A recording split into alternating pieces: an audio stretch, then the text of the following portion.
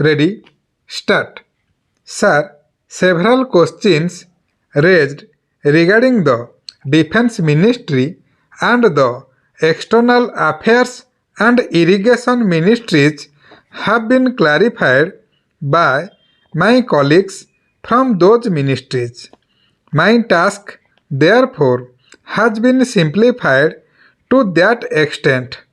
Before I go to the questions, financial and economic, raised by several honorable members, I should like to clarify one or two points which are more administrative than economic or financial.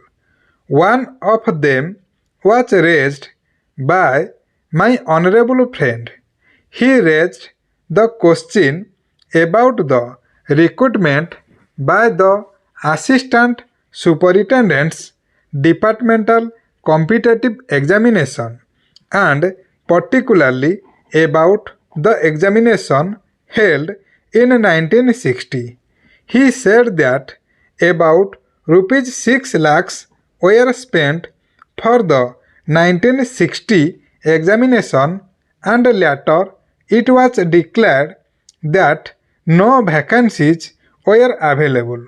He therefore suggested that a definite procedure should be there and the examination should be held according to the vacancies declared in advance, and all persons who have qualified in that examination should be eligible for promotion or for appointment.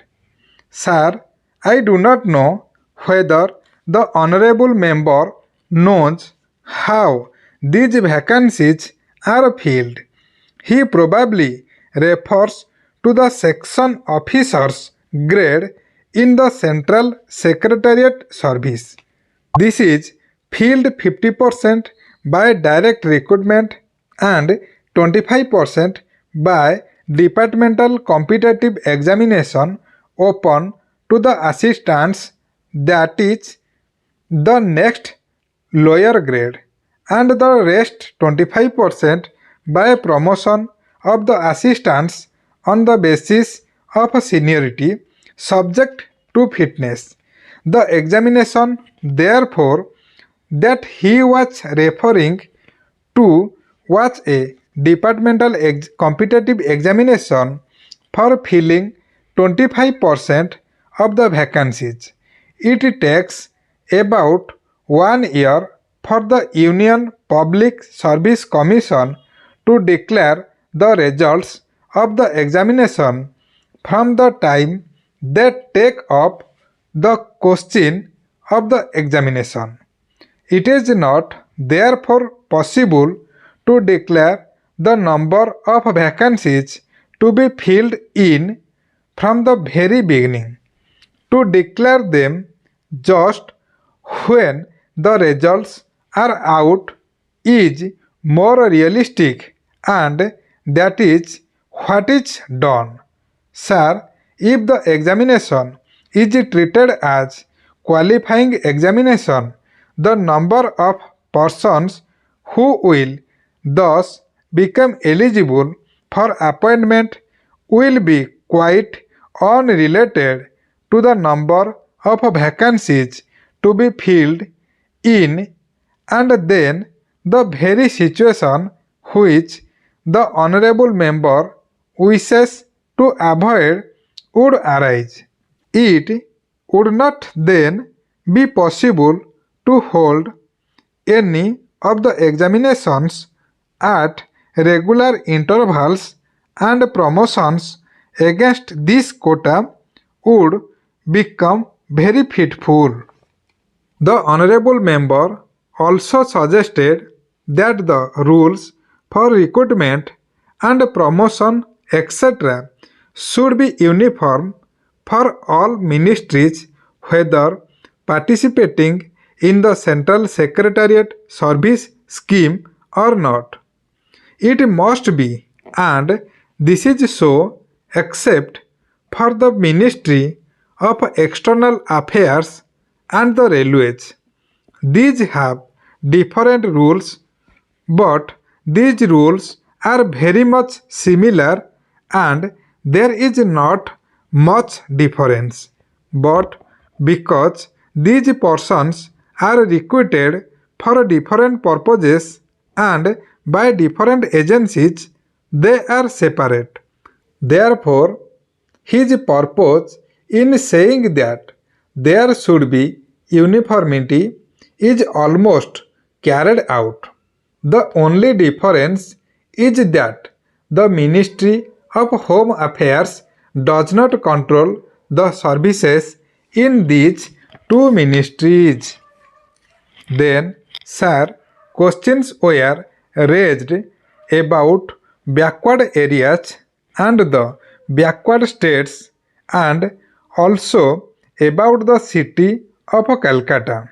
If the budget is properly scrutinized, it would be found that assistance is provided for the states, particularly the backward states, and the Finance Commission, which assesses the overall requirements of the states, takes this into consideration and makes its recommendations, which are carried out every time the Finance Commission's recommendations are received, and they are received periodically according to the Constitution. Sir, I would like to give the total amount paid to the states on this account. The main objective of planning is to create conditions in which living standards are raised in a sufficiently reasonable level and all citizens are given full and equal opportunity for growth and service. The plans seek to provide a balanced emphasis on increase in production and employment. The development plans are thus accepted as the means for ensuring equitable development in the field of social services. There is no reason to suppose that the needs of the less fortunate or prosperous states are being neglected, but it would not be proper to expect that all these differences could be wiped out now immediately. It must be seen whether we are going towards that very end or not. We are deliberately going towards that end, and we hope and trust that in course of time these inequalities would be wiped out, if not completely wiped out, at any rate they would be lessened. My honorable friend complained about inadequate provision included in the plan for meeting the growth requirements of the city of Calcutta, where even the basic services like water supply, sewage, disposal and drainage were not being augmented, and that the central government was not enthusiastic about solving these difficulties.